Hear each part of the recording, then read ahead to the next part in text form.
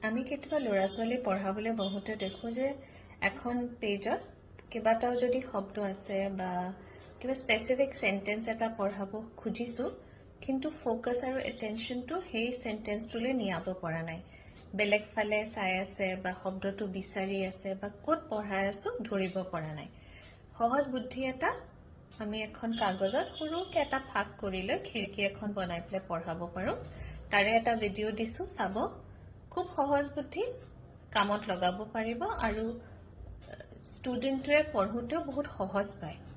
কাৰণ বাকী শব্দবিলাক ঢাকি দিয়া যায় চ' ফ'কাছটো সেই শব্দটো আপোনালোকক বাক্যটোত গৈ পৰে পঢ়িবলৈ এটা সহজ বুদ্ধি শিকাওঁ দেই এইবিলাক সৰু সৰু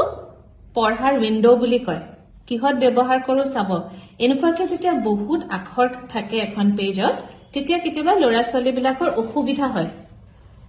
কেতিয়াবা বাওঁফালে চালে তলত চালে মাজত চালে ধৰিব নোৱাৰে কোনটো শব্দ পঢ়িব লাগে বা কোনটো আখৰ পঢ়িব লাগে এখন হ'ল আমাৰ পঢ়িবলৈ সহজ কৰা খিৰিকী উইণ্ড' ৰিডিং উইণ্ড' ডাঠ কাগজ এখন লৈছো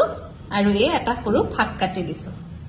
এনেকৈ দিয়াৰ লগে লগে কি হয় বাকী আখৰবিলাক ঢাক খাই যায় বাকী শব্দ ঢাক খাই যায় কল বল বেলেগ যদি পঢ়াব খোজে কাছ এই ওপৰৰ শব্দখিনি দেখা পোৱা হৈ আছে এখন ঘূৰাই দিব পাৰিব আপুনি নহলে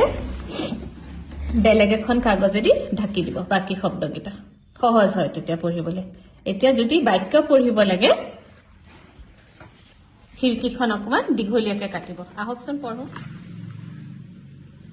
বিহু বিহু বিহুতি বিহু আমাৰ তিনিটি